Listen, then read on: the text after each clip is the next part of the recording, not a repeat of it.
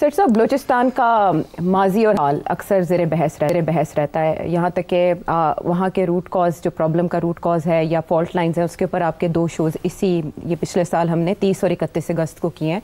वो रिकॉर्ड का हिस्सा हैं, वो इंटरनेट पे मौजूद हैं, यूट्यूब के ऊपर अवेलेबल हैं, जिनमें सारे जो पहलू हैं बलूचिस्तान के मसले के, उनका अहाता किया गया है। और सबको ये पता है कि माजी क्या है और हाल क्या है, लेकिन मुस्तकबिल क्या है इसके बारे में यकीनी तौर पर कुछ भी नहीं कहा जा सकता, खुसूसन जब इस नौइयत के वाक़यात हो जाएं जैसे ये ट्रेन सानहा हुआ है। इतने बड़े लेवल पर प्लानिंग, 440 मुसाफिर उस ट्रेन में सवार थे, उसमें FC एहलकार भी थे, फ़ौजी जवान भी थे, फिर उन्हें यरगमाल बनाना, प्रॉपर प्लानिंग के बाद ट्रैक को उड़ा देना, और उसके बाद 2 दिन तक क्लियरेंस ऑपरेशन का जारी रहना। 33 दहशतगर्द इसमें मारे जाते हैं और 4 FC एहलकार बताए जाते हैं और बाकी सिविलियंस हैं, उनमें से कुछ शहादतें भी हुई, 21 के करीब मुसाफिर भी मारे गए। लेकिन जो लोग वहाँ रुदात बयान करते हैं वो खौफनाक है। और बलूचिस्तान के हालात एक बार फिर ट्विटर के ऊपर ज़ेर बहस आते हैं और सोशल मीडिया पे और TV पे ज़ेर बहस है। लेकिन आपने जब ये रिपोर्टिंग देखी, ज़ाहिर है आपने या तो जो हमारे प्राइवेट TV चैनल्स हैं वो देखे होंगे, उनके टिकट्स देखे होंगे, या बाकी जो ग्लोबली इसको रिपोर्ट किया जाता रहा वो सब ऑब्जर्व किया होगा। आप एंटीसिपेट कर रहे थे कि इस नौइयत का कोई वाक़या हो सकता है, या ये आपके लिए भी गैर मामूली वाक़या था जिस तरह से ये प्लान किया गया? देखिए, एलिमेंट ऑफ सरप्राइज तो था, क्योंकि इतने बड़े अभी तक कुछ नहीं हुआ था। इसमें कोई शक नहीं है कि 2005 से लेके 2017 तक 64 अटैक्स हुए हैं ट्रेन के ऊपर बलूचिस्तान के अंदर। कितने? 64, जिसमें से 60 से ज़्यादा लोग मारे गए हैं। और ये सारी बलोच लिबरेशन मूवमेंट के जो इंसर्जेंट्स हैं उन्होंने किए हैं। तो ये सरप्राइज तो नहीं था, ये तो हो रहा था जी। इसके अलावा अभी क्वेटा रेलवे स्टेशन पे पिछले नवंबर में 24 वहाँ एक बहुत बड़ा सुइसाइड अटैक हुआ जी, जिससे 25 लोग मारे गए और मेरा ख्याल है 50 से ज़्यादा लोग इंजर्ड थे जी, 50 के करीब। तो मतलब ये है कि ये it didn't come as a surprise.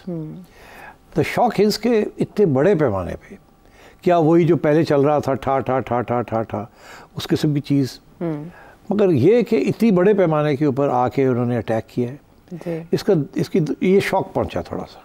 अच्छा, मगर शॉक पहुंचना नहीं चाहिए था। इससे पहले भी बहुत बड़े पैमाने पे अटैक्स हुए हैं, मच जेल के ऊपर हुए हैं, और भी बड़े हुए, मैं आई कैन नेम देम, जहाँ 30-30, 25-25 इंसर्जेंट्स ने आके हमले किए हैं एंड सो ऑन। तो ये बट क्योंकि ये इतने उसके अंदर फौजी जवान थे जो अपनी फैमिलीज के साथ घर जा रहे थे, तो it became a big issue.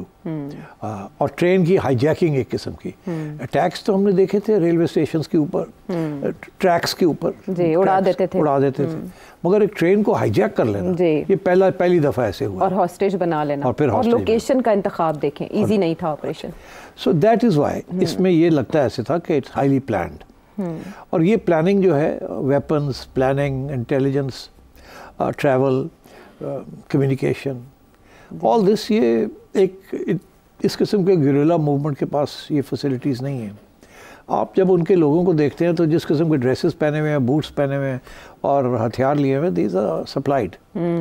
तो ऑब्वियसली फॉरेन इंटरवेंशन तो है, उसके बगैर इस किस्म की चीज़ हो नहीं सकती थी जी। सो पहली बात तो ये कि मगर क्या हमें पता नहीं था कि फॉरेन इंटेलिजेंस और फॉरेन सपोर्ट है इस इंसर्जेंसी को? पता है, हम तो खुद कहते रहे कि 2009-10 में जब मिस्र के शहर शर्म एल शेख के अंदर एक मीटिंग हुई थी with Yusuf Raza Gilani as our prime minister and Manmohan Singh as Indian prime minister, उसके अंदर जो कम्युनिके निकली थी उसमें भी हमने जिक्र किया था कि बलूचिस्तान के अंदर थ्रेट्स आ रही हैं, और हमने इंडिया की, पाकिस्तान की जो कम्युनिके थी उसके अंदर उसका जिक्र ले आए थे। तो ये इशारा यही था ना कि इंडिया करा रहा है। और इसके ऊपर फिर जब मनमोहन सिंह साहब वापस गए थे तो बड़ा शोर पड़ गया था कि आपने क्यों इस बलूचिस्तान का जिक्र क्यों आने दिया, मगर क्यों ना आने देते? उसकी वजह यह है कि ये कोई छुपी हुई बात नहीं है ना, ये तो इंडिया की नेशनल सिक्योरिटी एडवाइजर दोवल साहब ने, अजीत दोवल साहब ने, उनके तो क्लिप्स हैं, मेरा ख्याल है आपके पास भी होगा, आप दिखाना चाहेंगे, क्यों तो खुद कहते हैं कि हमने अब अगर ये कश्मीर में ये कर रहे हैं तो हम अब बलूचिस्तान को अलहदा कराएंगे, और ये बड़ा पुराना मंसूबा है। सुना दें? हाँ, सुना दें। 2014 में उन्होंने, तो ये इसीलिए द पॉइंट इज दिखाएं इसलिए बिकॉज़ ये शॉक, ये बस सरप्राइज नहीं होना चाहिए था ये कि India is organising and supporting, number 1, number 2 that trains के ऊपर अटैक्स आ रही हैं और आ रही हैं और यहीं कुछ ना कुछ होगा। एतराफ़, डिफेंसिव ऑफेंसिव डिफेंस, ठीक। तो बलूचिस्तान का जिक्र तो आ गया, उनकी पॉलिसी है टू डिस्टेबलाइज यू। और उनसे जब आप बात करते हैं तो वो कहते हैं दिस इज़ पे बैक टाइम। आपने 90 की दिहाई में और पहले नई सदी की दिहाई में, पहली दिहाई में आपने जो कश्मीर के अंदर जो असिस्टेंस दी है कश्मीरी फ्रीडम फाइटर्स को फॉर बाय पाकिस्तान, तो उसका ये पे बैक टाइम है। तो ये आज जो ये किया है, अब इसको आप कंपेयर कर सकते हैं कि जिस किस्म का रिएक्शन यहाँ आया है, क्योंकि मुंबई के बाद हिंदुस्तान के अंदर rules of the game change हो गए थे। और आज हम सुन रहे हैं कि हम भी अब रूल्स ऑफ द गेम को चेंज करने जा रहे हैं। जी, DGISPR ने कहा कि इसके बाद rules of the game change हो गए। तो ये बाद में हम डिस्कस करेंगे कि रूल्स ऑफ द गेम हम कैसे चेंज करेंगे और क्या चेंज, आज इसका मतलब क्या है, आई विल एक्सप्लेन। मगर अभी तो सिर्फ ये है कि सवाल आपने पूछा कि did it come as a surprise to me? No. What was shocking was कि इतनी जल्दी ये हो गया है और इतने बड़े पैमाने पे उन्होंने किया है। And it was a suicide mission. अब देखिए, सुसाइड मिशंस जो हैं आम तौर पे इंसर्जेंट्स करते हैं who are religiously motivated. Secessionist जो होते हैं वहाँ सुसाइड मिशंस नहीं होती। सिर्फ एक तारीख में वाक़या है जहाँ या मूवमेंट है जहाँ सुसाइड मिशंस भी हुई, दैट वाज इन श्रीलंका, जहाँ जब उनके वहाँ एक सिविल वॉर चल रही थी और गेरिल्ला मूवमेंट चल रहा था तामिल्स का, तो उसमें भी suicide attempts were made. But आम तौर पे इस किस्म की सेपरेटिस्ट मूवमेंट्स के अंदर हिट एंड रन गेरिल्ला वॉरफेयर होती है, सुसाइड मिशंस इस किस्म की नहीं होती। बट ये होती है इस्लामिस्ट मूवमेंट्स के अंदर, यहाँ faith is very strong, religion is very strong. Taliban कर सकते हैं, मगर to expect Baloch insurgents to do this, इसका ये मतलब है बड़ी हाई लेवल प्लानिंग हुई है और बड़ी हाई लेवल मोटिवेशन की गई है फॉर समथिंग लाइक दिस। तो आज बड़ा अच्छा एक मजमून भी लिखा है हमारे साथ डॉक्टर फ़रख है, उन्होंने लिखा है, एक्सप्लेन किया है कि कितनी इसमें इंटेलिजेंस और प्लानिंग की ज़रूरत थी, और ये सिर्फ ये बलोच लिबरेशन मूवमेंट ये नहीं कर सकता विदाउट फॉरेन असिस्टेंस। तो आई थिंक आगे जाके जब हम डिस्कस करेंगे, that's where the rules of the game have change. So I think this is a watershed moment. इसके लिए पहले ये सारी जो अटैक्स जिसका मैंने जिक्र किया है जो होती रही हैं यहाँ, उसका वो असर नहीं पड़ा जिसका जितना इसका पड़ेगा, because it's a big thing. तो इसको असेस क्यों नहीं कर पाई, इस नौइयत के अटैक को प्रीएम्प्ट क्यों नहीं कर पाई हमारी एजेंसी? देखिए, मेरा ख्याल है कि जाहिर है कि देयर इज़ अ प्रॉब्लम। आज किसी ने सवाल पूछा राना सनाउल्लाह साहब ने उनसे कि जी क्या जिम्मेदारी जो है ये बलूचिस्तान की जो सिविलियन हुकूमत है उसकी है या किसी और की है? सिट्स अब कन्फ्यूजन तब पैदा हुई मेरे जहन में जब DGISPR ने इसके बरखिलाफ जवाब दिया, जब उनसे ये सवाल किया गया 12 मार्च को। DGISPR ने क्या कहा? जी हाँ, जाहिर है कि अब और वो क्या कहेंगे, अब मेरा ख्याल है इस पर क्या मैंने तबसरा करना। ये मिली जुली बात है। कुछ मिनिस्ट्रीज़ जो हैं वो डायरेक्टली कंट्रोल की जा रही है कहीं और से, और कुछ मिनिस्ट्रीज़ जो हैं वो प्राइम मिनिस्टर साहब कर रहे हैं। अभी तो ये तो अब मजाक ही बन गया ना कि interior ministry is not with the prime minister. और बलूचिस्तान की हुकूमत भी जो है वो प्राइम मिनिस्टर में उसमें बहुत कम रोल है उसमें। कोई वी ऑल नो दैट। यहाँ से इंटीरियर मिनिस्टर मुफ्ती साहब को उठा के ले गए, वहाँ जाके चीफ मिनिस्टर बना दिया। Balochistan has always been for a long time the domain of the establishment और द मिलिट्री एस्टैब्लिशमेंट। और उसकी वजह यह है ना, because there is an Indian hand there, because there's an insurgency there. अगर insurgency ना हो तो then there's no problem. But the problem arises because there is an insurgency that is backed by foreign powers or based in a foreign country that is hostile to you. तो फिर जाहिर है आपकी national security establishment involve हो जाती है ना. So it's understandable.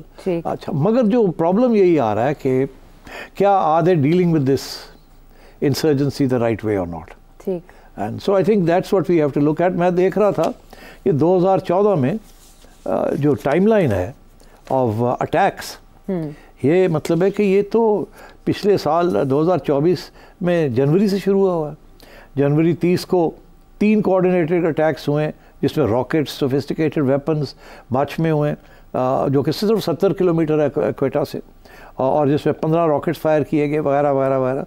फिर मार्च 20 को 8 टेररिस्ट BLA से उन्होंने ग्वादर में अटैक किया। उसके बाद मार्च 26 को तुर्बत में अटैक किया, नेवल बेस है वहाँ अटैक किया, 6 टेररिस्ट मारे गए। अप्रैल 13 को 9 पैसेंजर्स पंजाब से आ रहे थे बस के अंदर, उनको उतार के मार दिया गया। मई 10 को 7 लेबरर्स को मार दिया गया। जून 23 को किडनैप कर लिए 14 लोगों को जरगून एरिया से हरनई के अंदर। तो ये पूरी लिस्ट है। जून 27 को 50 मिलिटेंट्स ने फ्रंटियर को चेक पोस्ट को अटैक किया, 50। तो ये तो 33 थे, 50 पहुंच गए थे वहाँ। तो अगस्त 13 को डिप्टी कमिश्नर पंगलूर को मार दिया उसकी गाड़ी के ऊपर जो क्वेटा कराची नेशनल हाईवे पे थी।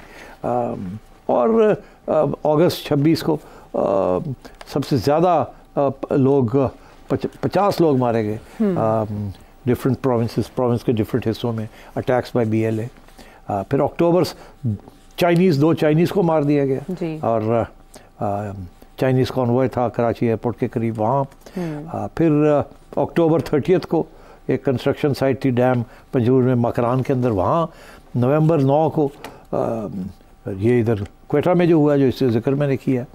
फिर नवंबर 17 को सिक्योरिटी पर्सन्स 7 मार दिए गए कलात के अंदर। जनवरी में फिर 5 मार दिए गए एंड सो ऑन।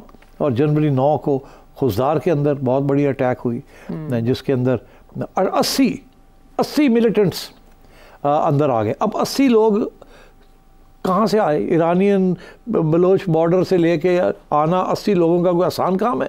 80 लोगों की तो पूरी एक छोटी सी बटालियन बन जाती है।